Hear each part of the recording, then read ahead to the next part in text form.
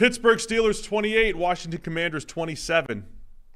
What a game. Yeah. This ended up being. I mean, it was sort of billed as, one of the games of the week, and it really was.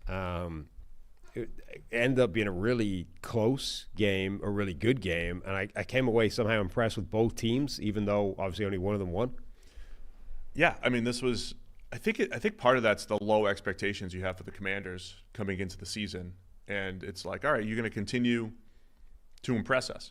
Because we both said the same thing when they lost to the Ravens. Like, they hung tough against a Ravens team and lost by a score. Some missed opportunities for Washington, though. I mean, they had this thing in control for a little bit, or it looked like they had a chance to pull away. They were up 24-14 early in the third quarter, and then Pittsburgh just crept back into it, scored a touchdown. Then they're down 6, and it's Russell Wilson to Mike Williams with the game-winning 32-yard touchdown. Washington has a chance at the very end. Zach Ertz, was it 4th and 9? Zach Ertz ruled short of the sticks on a completion. I didn't listen to the audio of that explanation. I thought he had it. Yeah, it definitely looked like he did. Is it because he wasn't touched and then kind of like he reset his forward progress? Yeah, you only get forward progress up to the point of the catch if there's a guy contacting you at the time. Otherwise, you're still live coming backwards until you're touched, essentially, I think, is the logic. Yeah, so it was a close call. I think they get it right in the end. But it was a back and forth game. You get a crazy George Pickens touchdown, as always. wild catch from him. And then after the Ertz thing, the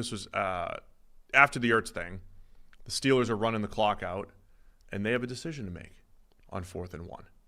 And they come back out there, and they're trying to draw Washington off sides. And if they if they don't draw them off sides, they're probably going to punt. If they do draw them off sides, game's over. I think they confirmed they were not going to run a play. They did this just to try and get him to jump, and they got him to jump. And it was like the second a sound came out of Russell Wilson's mouth, Johnny Newton jumped into the backfield. Specifically, they got rookie Johnny Newton to jump. That's a tough finish. Yeah. That was a tough finish because I think we all knew what they were doing there. So the missed opportunities from Washington, the Ertz thing was close. You have, again, they're not guaranteed to make the comeback, but they at least would have had an opportunity if Newton doesn't jump off sides. Zacchaeus muffed 2 punts, recovered one of them. Both of them off his face. He fielded the ball with his face twice. There was a point, you're watching all 7 games at the same time, and I look up and ball hits his face again. I'm like, are they showing a replay? Right. And then I realized, well, the first one he jumped on it, the second one he didn't, so it wasn't a replay. So that was pretty bad. Yeah. And then, the other way, Jaylen Warren fumbles at the goal line with 7 minutes left. I mean, the resiliency of the Steelers was really impressive to me because they fall behind 10 points in the second half. The Commanders came right out smoking in the third quarter, 54-yarder to Terry McLaurin. Jeremy McNichols runs it in to go up 10, and it looks like, all right, Washington has probably been a slightly better team this year. I don't know. They're close. But it looks like Washington has a chance to pull away from it, but Pittsburgh keeps fighting back. Then Jaylen Warren fumbles at the goal line. That looked like a massive missed opportunity, but Russ to Mike Williams on the fade. And look, bottom line is Russ just keeps chucking it down the field, and good things are happening. And it's the first time in years that's been the case for the Steelers. I think they should have been doing that for a while. I've been doing Steelers radio with Pony, Mahler, those guys over there, Mulsey, for years. And they've had some of these good playmakers. And like when Big Ben was old and could barely move, and when they drafted Kenny Pickett, and when they had Justin Fields, every year the analysis is like, just throw it downfield, see what happens. Russ is doing that, and you're seeing incredible results. I mean, you're right. Like this is the first time they've had a genuine vertical passing threat since Ben Roethlisberger got old.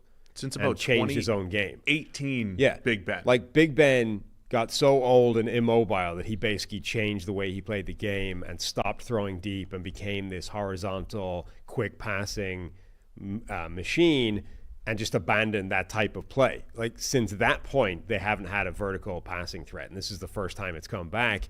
And it also coincides with, like, that's George Pickens' skill set. That's what he does best. And now that's what Mike Williams does best as well. Like, two of your receivers and your number one receiver, that's their skill set. You need a Russell Wilson in there to take advantage of that, and he's the perfect quarterback to do that. I mean, he's not perfect, but he's a better option right now than Justin Fields is. It's also just Mike Williams had one catch for 32 yards. But on the same day where the New York Jets could barely even move the ball, and the guys that replaced Mike Williams, Devontae Adams, like they're not doing anything. And the thing I had mentioned, Mike Williams just seemingly wasn't on the same page with Aaron Rodgers. Now, how much of that is on the QB? How much is on the receiver? Well, he didn't stay on the red line. Didn't run the red line. He ran whatever line Russell Wilson wanted on this pass, though. Yeah. And the trust that they had, we've seen this a couple times, like Mahomes to DeAndre Hopkins. They've had some trust plays early on. When there's a blitz, when there's a quick read, they've mostly been on the same page. Like, again, it's one play, but Russ threw an absolute dime, and the trust was there right off the bat with Russell Wilson and Mike Williams. Makes me think, hey, they could do some damage this season. Again, it feels like the Steelers, they made a lot of mistakes, man. Fake punt that they dropped. That was so ridiculous. Yes. Because I don't like the fake. They called it essentially because the Washington forgot to cover a gunner. They just left him out there on his own. So I don't know if that was just like a check at the line. Hey, it turns out they haven't even bothered covering a gunner. Let's just fire the ball out to him, and he drops it. Like I have no problem with that whatsoever, even if it wasn't a design call at the time, to just be like, oh look, that guy's literally uncovered. Let's just toss him the ball and we have a free first down. And they did, and the guy drops it. Like, dude, come on. Really not a difficult ask here. You're not covered at all. Just catch the football. They have that play. They get the Warren fumble at the goal line. Russ threw, he wasn't perfect. He was 3 of 8 throwing 20-plus yard passes. 2 of them were touchdowns. Right. And one was a heave, just terrible interception, intercepted by Jeremy Chin. But, man, I like that. Like, I'll go back to the original statement that I made. The ceiling of the Steelers' offense has been raised by Russell Wilson. And he's 3 for 8 throwing the ball downfield, but those are the flip the field type of plays that end up making a difference in the game. So they scored 37 against the Jets, 26 against the Giants, which easily could have been 40 the way some of those, just misses came about. And they scored 28 against Washington yesterday. They get the win. A fascinating schedule for the Steelers now. We're heading into week 11. They haven't played a division game, as I said earlier. They have the Ravens, Browns, Bengals, Browns over the next 4 weeks. So division games in a tough division. So Ravens twice still, Bengals twice, Browns twice, and they have the Eagles and the Chiefs. Like, that's their schedule. It's the division and the Eagles and the Chiefs. But they're sitting here at 7-2, and I think it's the best Steelers team we said since 2020 when they were 11-0, and they might be better than that because they were kind of a fake 11-0 that year. I mean, just critically from an opportunity standpoint, they just put themselves in first place of the division, and now they have all the division games to come. So they've set themselves up perfectly to take control of this division.